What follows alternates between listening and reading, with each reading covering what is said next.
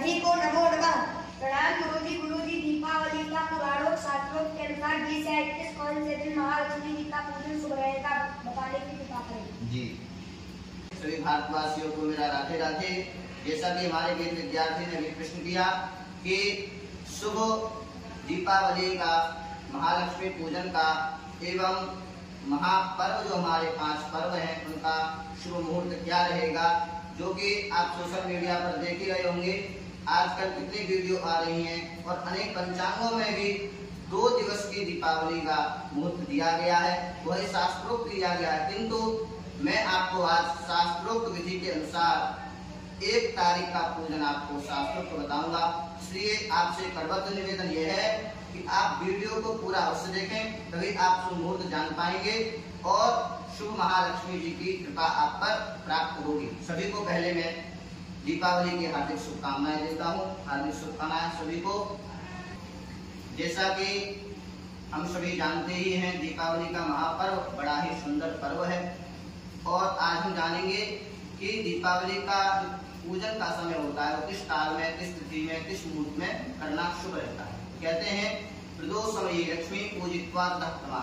इसका अर्थ है हमको एक तो प्रदोष काल व्याप्त अमावस्या तिथि होनी चाहिए, मतलब अमावस्या तिथि हमें प्रदोष काल में प्राप्त हो, उसमें हमको पूजन करना शुभ रहता है एवं अनेक अनुष्ठान इत्यादि हमको करना शुभ रहता है और बहुत ही शुभ मुहूर्त रहता है। इसमें अगर हम 1 माला जाप करते हैं तो हमको हजारों गुना मालाओं का फल मिलता है।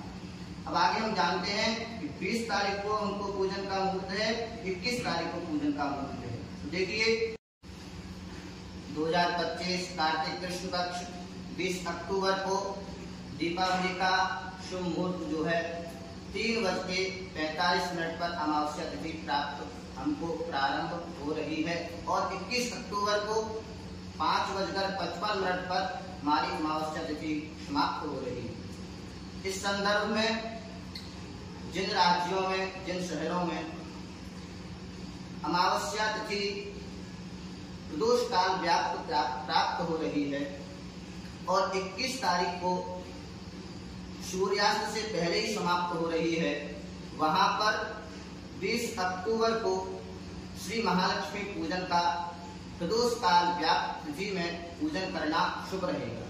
किंतु इस दिवस में हमको 2 चीज प्राप्त नहीं हो रही है, वो बहुत ही जरूरी है हम सबके लिए।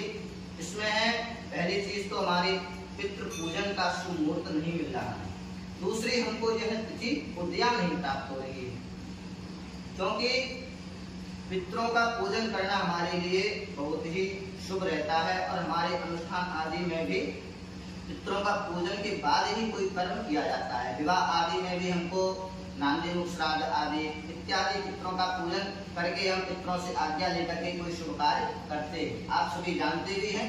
इसलिए हमको ये 2 चीज हमको प्राप्त नहीं हो रही है। वैसे हमारा 20 तारीख को भी पूजन का मुहूर्त सही। आइए हम जानते हैं कि 21 तारीख को क्या शास्त्रों में और क्या पंचांगों में मुहूर्त बताया गया है, जहां पर 20 और 21 दोनों दिवस में अमावस्या प्रदोष काल व्यापनी तिथि प्राप्त हो रही है।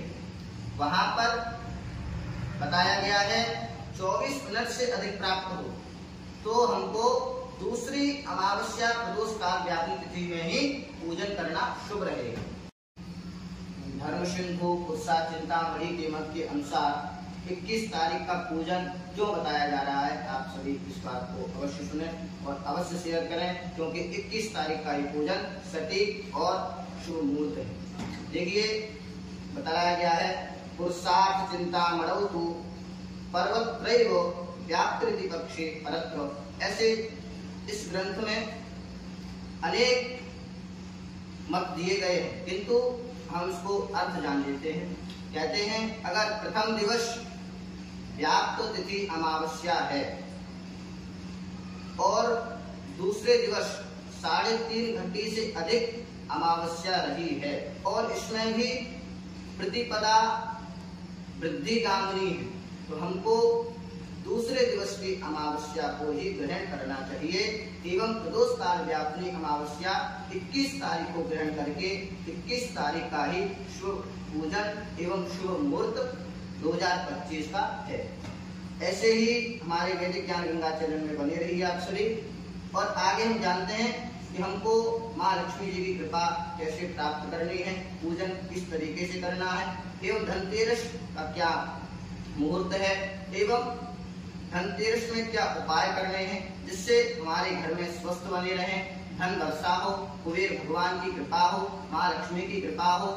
ऐसे ही उपाय हम आपको बताएंगे।